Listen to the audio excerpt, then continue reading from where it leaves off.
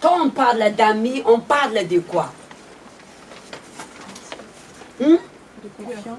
De confiance. Jésus est mon ami. Ça veut dire, je peux tout confier. Je peux mettre ma confiance à lui. Si vous mettez confiance en Jésus, vous m'écoutez? Pourquoi vous gardez alors la rancune dans le cœur? Pourquoi vous gardez encore la haine dans le cœur? Pourquoi alors vous n'avez pas oublié vos passés si Jésus est votre ami? Ami, c'est la confiance. Ami, c'est la confidence. Qui Dieu dans la Bible appelait ami? Abraham. Parce qu'il a eu confiance en qui? Abraham. Et Jésus, il nous appelait ses amis. Pourquoi Jésus nous appelait que nous sommes ses amis? Parce qu'il n'y avait rien qui le cachait entre lui et nous. Il était envoyé du Père. Tout ce que le Père l'a parlé, il nous a tout dit. Seulement ami que tu ne peux rien à cacher. Jésus nous a traités quoi? Amis. Alors, si nous sommes amis de Jésus, pourquoi on ne se confie pas à lui les problèmes que nous traversons? Vous savez pourquoi vous souffrez? Parce que vous ne faites pas Jésus votre ami. Voilà pourquoi vous souffrez. La parole de Dieu dit, maudit l'homme qui confie à l'homme. Et quand Dieu parle, maudit l'homme qui confie à l'homme, il ne parle pas ici de l'homme à ton prochain. Physiquement, oui, mais dans le sens spirituel, maudit toi qui te confie à toi. Vous comprenez? Maudit toi qui se confie à toi. Pourquoi? Parce que toi, tu avais une assurance que cet ami ne va pas te trahir. C'est toi qui as choisi cet ami. Ne laisse pas que vos amis vous choisissent. Mais laissez-vous choisir vos amis. Jésus ne laisse pas ses disciples les choisir. Mais c'est lui qui a choisi ses disciples. Et même un d'eux a trahi qui? Jésus. Maudit toi qui te confie à toi, qui se confie à ta volonté, que tu avais vraiment une assurance que cet ami ne va pas m'abandonner, mon mari ne va pas me trahir, mon copain ne va pas me quitter. C'est pourquoi vous êtes trahis. Quand tu es trop sûr de toi, c'est l'échec. C'est pas comme ça? Regarde, pourquoi Ève était tentée par le serpent? Parce qu'elle était trop sûre d'elle que ça ne va pas arriver. Dieu a dit quoi? Dévier le mal. La personne a dit non, je suis sûre de moi. Même si tu es sûr de toi, apprends à se confier à Dieu. Apprends à dépendre de qui? De Dieu.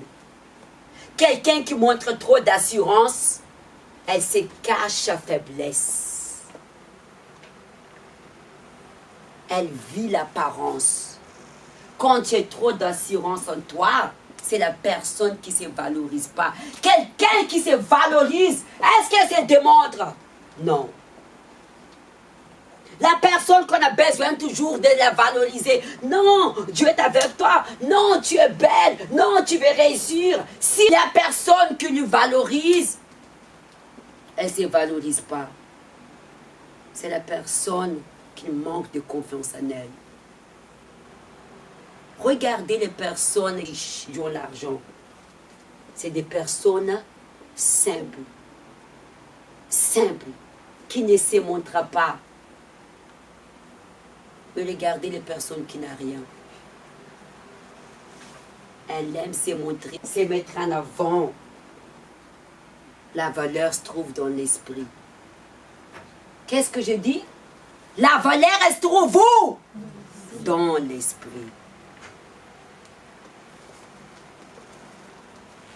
Ce n'est pas dans le faire, dans l'esprit. Valorisez-vous. Et même si vous êtes trop sûr de vous, confiez à qui? À Jésus toutes choses. Parce que Jésus dit, le cœur de l'homme est tortueux, ni le connaît. L'homme, parfois, il souffre parce qu'il a écouté la voix du cœur. La voix du cœur, c'est la voix du sentiment. J'écoute ce que mon cœur parle. J'écoute ce que mon esprit parle. Nous souffrons à cause de la voix de quoi? Du sentiment. La voix de la foi, c'est la voix de l'esprit. La foi, elle réfléchit. La foi, c'est la voix de l'intelligence et sagesse. Ce n'est pas la voix de l'émotion et des sentiments. Genèse chapitre 13, versets 6 et 9. Nous allons comprendre la révélation de Dieu. Amen. Et la contrée était insuffisante pour qu'ils demeurent ensemble, car leurs biens étaient si considérables qu'ils ne pouvaient demeurer ensemble. Ici, la Bible parle de la séparation d'Abraham et l'autre, son neveu.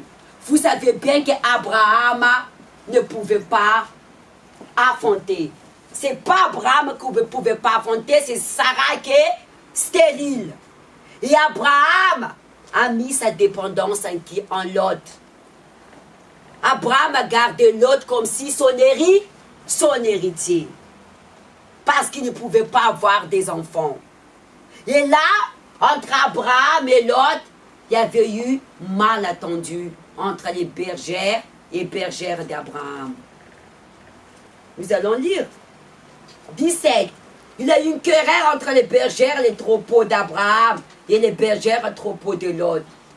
Les Cananéens et les Phérésiens habitaient alors dans le pays. Abraham a dit à Lot, qui n'a point, je t'en prie, de dispute entre moi et toi, ni entre mes bergers et tes bergers. Car nous sommes frères. Tous les pays n'est-il pas devant toi? Sépare-toi donc de moi. Si tu vas à gauche, j'irai à droite. Si tu vas à droite, j'irai à gauche. Ici, il parle de deux personnes.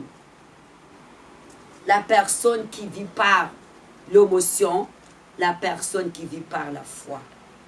La personne qui vit par la foi, il marche dans l'assurance. Il a dit à l'autre, sépare-toi de moi. Il a laissé le soir. Si tu vas à gauche, j'irai à droite. Si tu vas à droite, j'irai à gauche. Parce qu'Abraham, son assurance est en qui? En Dieu. Parce qu'il a fait de Dieu son ami. Et l'autre, son assurance, c'était quoi? Sa volonté, son ego. On continue à lire. Tous les pays n'est-il pas devant toi? Sépare-toi donc de moi. Si tu vas à gauche, j'irai à droite. Si tu vas à droite, j'irai à gauche. L'autre leva les yeux. Il vit toute la plaine de Jourdain, qu'il était entièrement arrosé. Avant que l'Éternel détruise Sodome et Gomorrhe, c'était jusqu'à Tsoar comme un jardin de l'Éternel comme le pays d'Égypte. L'autre a choisi pour lui toute la plaine de Jourdain, s'avance vers l'Orient. C'est ainsi qu'ils séparent l'un de l'autre. Abraham habitant dans le pays des Cananéens et l'autre habitant dans les villes de plaine dressa la tente jusqu'à Sodome. Les gens de Sodome étaient méchants et de grands pécheurs contre l'Éternel. L'autre a choisi Jourdain, qui est en plein pâturage. Il a choisi le chemin de la facilité. L'autre a choisi selon ce que ses yeux y frappaient. Il ne se confie pas à Dieu, mais se confie ce qu'il voyait. C'est pourquoi il y a beaucoup de personnes qui souffrent dans la vie sentimentale. Elles se confient ce qui frappe à ses yeux. Ce que l'homme lui disait. Est-ce qu'elle est dans la foi? Elle se confie ce qu'elle voit. Mais elle ne voit pas ce qu'elle demande. L'autre ne savait pas que Dieu a décidé de détruire Gomorrhe et Sodome. Ne se confie pas à votre cœur, vos sentiments. Ne se confie pas à l'apparence. Cet homme, cette femme, c'est des Gomorrhe et Sodome devant vous que vous amenez dans le ruine, l'échec de votre vie sentimentale. Qui vous a même sorti de la foi, de sortir de la présence de Dieu. L'autre, il est sorti de la protection de Dieu. Parce qu'il s'est confié, pas en Dieu, mais s'est confié à lui-même. Et quand on se confie à nous, on se confie les choses qu'on voit. Abraham, même s'il avait une assurance, il dépendait de Dieu. Parce que son assurance c'est Dieu. Il a choisi le chemin dans le désert. La personne, elle ne veut pas vivre dans le désert, dans sa vie sentimentale. Elle ne veut pas vivre dans la solitude, d'attendre l'homme que Dieu a préparé pour elle. Elle cherche la facilité. Abraham, on n'a pas cherché la facilité. Vous connaissez bien l'histoire de Lot, comment il a terminé quand Dieu a détruit le Gomorrhe et Sodome. Sa femme est devenue statue du sel. La malédiction a rentré. La fille de Lot a couché avec son père. La malédiction rentre dans vos vies sentimentales à cause du sentiment.